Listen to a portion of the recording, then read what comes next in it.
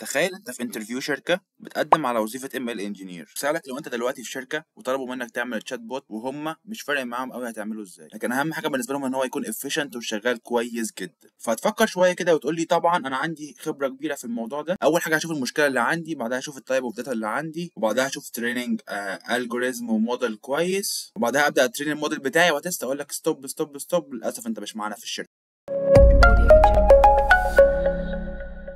اهلا بيكم في اول حلقه من اول كورس مجاني تماما بالعربي بيتكلم عن اللارج لانجويج مودلز او ال LLMs.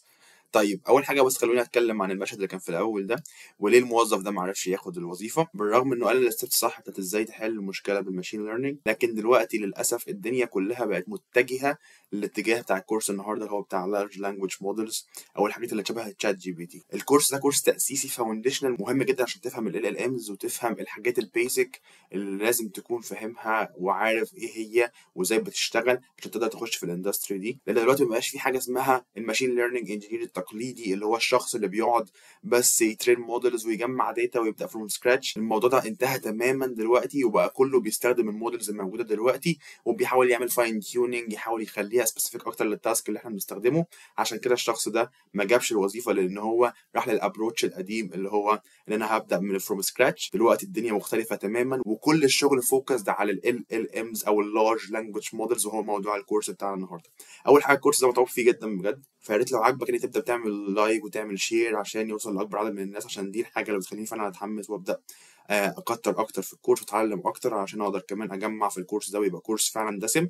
وفي الانترودكشن دي بتاعت النهارده تفهموا قد ايه الكورس ده عميق وفعلا هيفيدكم. وبس كده خلونا نبدا دلوقتي. النهارده الانترودكشن هعرفكم كل حاجه هنتعلمها في الكورس ده وهتساعدكم كتير جدا تفهموا الكورس ده متكون ازاي وقد ايه فعلا عميق. طيب اول حاجه ليه تتعلم الكورس ده، وده اللي احنا بنتكلم عنه، ايه اللي يخليك تتعلم الكورس ده دلوقتي؟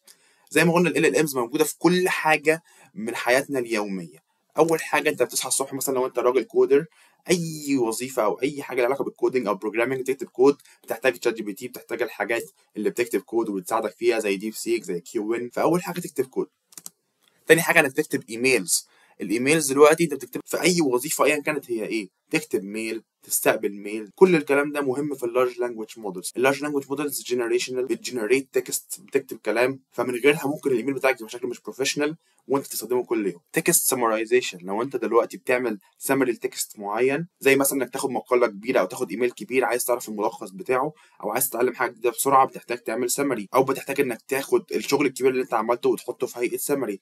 فكل الكلام ده بيتعمل برضه باللارج لانجويج مودلز. واخر حاجه بقى هي اي ديلي تاسك بتستخدم فيه تشات جي بي تي، زي مثلا تساله انه احسن استثمر مثلا في الذهب ولا في البورصه، هات لي مثلا احصائيات عن كذا، بيساعدك بشكل كبير جدا. ومفيش حد دلوقتي ما بيستخدمش اللارج لانجويج مودلز اللي موجوده في كل حاجه حرفيا. طيب اول حاجه بس احب اعرفكم شويه عن الكورس اللي انا خدتها عشان تعرفوا قد ايه الكورس ده متعوب فيه يعني وفي فعلا شغل كبير. فدي الكورس اللي انا خدتها سو فار، ودول اللي ليهم علاقه بالجنريتيف اي او باللارج لانجويج مودلز، وكمان سورسز كتير تانية اتعلمتها من على النت. فكل الكلام ده ملخص ومجمع بطريقتي موجود في الكورس ده. وبس دول كانوا نبذه عن الكورس اللي انا خدتها يعني.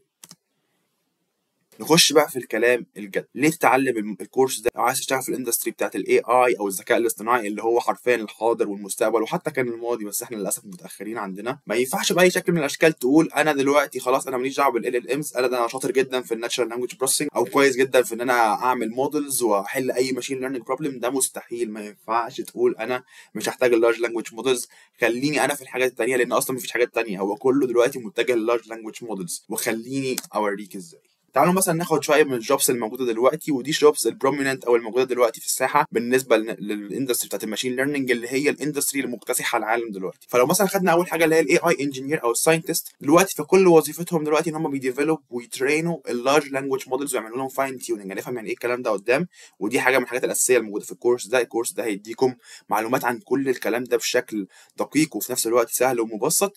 فهنفهم كل الكلام ده. فاين تيوننج باختصار يعني معناه ان احنا بنجيب موديل بيكون جنرال في الاول معمول لغرض عام يعني، وبعدها بنخليه لتاسك معين او بنخليه سبيسيفيك لتاسك معين، فبنعمل له تريننج للحاجات دي بس، بنخليه مثلا يتدرب على الحاجات اللي ليها علاقه بالتاسك ده بس، فيبقى سبيسيفيك في التاسك ده بس. هو ده معنى الفاين تيوننج. فدي وظيفه الاي اي انجينير. طب الام ال انجينير بقى برضه دلوقتي فوكست على ال LLM.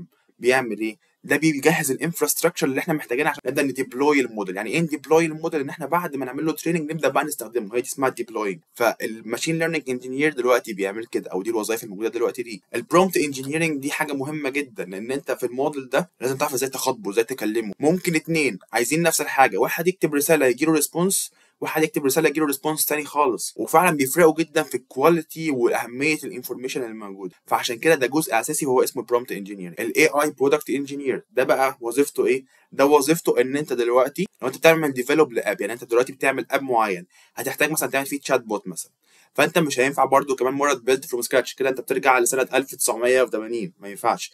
انت دلوقتي تبدا تعمل ايه؟ هتبدا تستخدم الاي بي ايز اللي بتوفرها لك اللارج لانجويج مودلز دي وتحطها عندك في الابلكيشن. فالشخص ده هو المسؤول عن الموضوع ده. اخر حاجه الداتا ساينتست ناتشرال لانجويج بروسيسنج او الان ال بي. الشخص ده بكل بساطه بياخد بري ترين، يعني قبل كده انت عندك لارج لانجويج موديل زي مثلا شات جي بي تي، عملت له ترين قبل كده بتستخدمه عشان تبدا تانلايز داتا وكمان تعمل بيلدينج للتشات بوتس.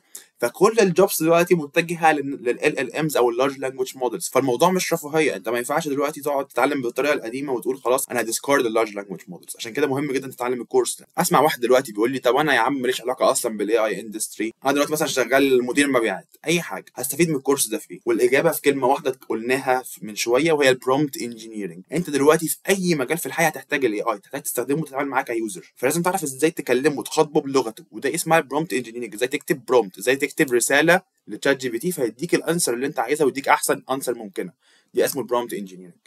فعشان كده حتى لو انت مش انترستد انك تشتغل في مجال ال NLP او ال AI، برضه هتحتاج الكورس ده بتفهم ازاي تتعامل مع المودلز الموجوده. وخليني اقنعكم اكتر ان انتم محتاجين الكورس ده ومحتاجين تتعلموا عن اللارج لانجويج مودلز عموما، مش الكورس ده يعني بشكل عام تتعلموا عنه. شويه احصائيات بتتكلم عن الموضوع، ان الماركت او سوق اللارج لانجويج موديل انه هيوصل ل 25.22 مليار دولار في 2029. والسبندنج على جنراتيف اي اي او الاي اي اللي بيعمل جنريشن لحاجه زاد من 2024 ل 2025 ب 76%، فرقم كبير وضخم جدا، وبيوري لك قد ايه العالم كله فعلا متجه للاي اي، والاي اي نفسه متجه للفيوتشر اي اي اللي هو اللارج لانجويج مودلز. واخر حاجه ودي اهم حاجه، ان دلوقتي الكومبانيز كلها بتشيفت ان هي تستخدم ال امز. اي كومباني، اي اورجانيزيشن سواء كان ايه تخصصها بتشيفت لل امز وانها تستخدمهم في الاندستري بتاعتها بنسبه 67%. فانت لو فهمت ال امز وكنت قوي فيها غالبا هتلاقي شغل او ايا كان الشركه دي متخصصه في ايه. طيب نوصل بقى لجزء هتتعلم ايه من الكورس ده، ودي الرود ماب بتاعتنا. اول حاجه هم الكورس ده متقسم 5 موديولز، كل موديول فيه اكتر من توبيك. هنتكلم عن فاونديشنز اوف ال امز، وبعدها هنتكلم عن الكور اركتكتشر والميكانيزمز. هنتكلم عن الميكانيزم الاساسي والاركتكتشر الاساسيه لللارج لانجويج موديل اسمها ترانسفورمر اركتكتشر. وبعدها هنتكلم عن البرومبتنج والبرومبت انجينيرنج، وبعدها هنتكلم عن برضو الانواع بتاعت المودلز الموجوده، واخر حاجه هنتكلم عن الريل وورد برسبكتيف زي مثلا difficulties وتشالنجز موجوده ليها علاقه بالال امز. دي بالتفصيل اكتر الحاجات اللي هنتعلمها. موديول 1 هيبقى انتروداكشن وبعدها باك جراوند، وبعدها هنتكلم علاقه ال ام بالناتشرال لانجويج بروسيسنج. موديول 2 هيتكلم عن فكره الاركتكتشر، ودي الجزء بقى اللي ليه علاقه اكتر بموضوع التكنيكاليتيز، الاتنشنز وفكره الاتنشن مودلز والترانسفورمر اركتكتشر وكل الكلام ده، وبرده ازاي تعمل ستورنج للموديل وتلود الموديل عشان برده تفهم ازاي انت دلوقتي عملت تريننج للموديل ازاي بقى تسيفه وبعدها ازاي تيجي تستخدمه تاني. وموديول 3 بيتكلم عن البرومبت انجينيرنج اللي اتكلمنا عنه من شويه، وحاجه مهمه جدا اسمها الريتريفال اوجمنتد جنريشن او الراج. وموديول 4 هو الفاونديشن مودلز والفاين تيوننج، ازاي تخلي الموديل سبيسيفيك لحاجه معينه. واخر حاجه هنتكلم هي الريل وورد برسبكتيف اللي هو الابلكيشن والتشالنجز بتاعت اللارج لانجويج مودلز. اتمنى الكورس ده فعلا يفيدكم ويكون كورس مفيد جدا ليكم. اتمنى فعلا الفيديو ده يكون عجبكم وتكونوا متحمسين للكورس زي ما انا متحمس ان انا اسجله واصوره واجمع معلومات واجهز سلايدز واجهز مكان التصوير وكل الكلام ده.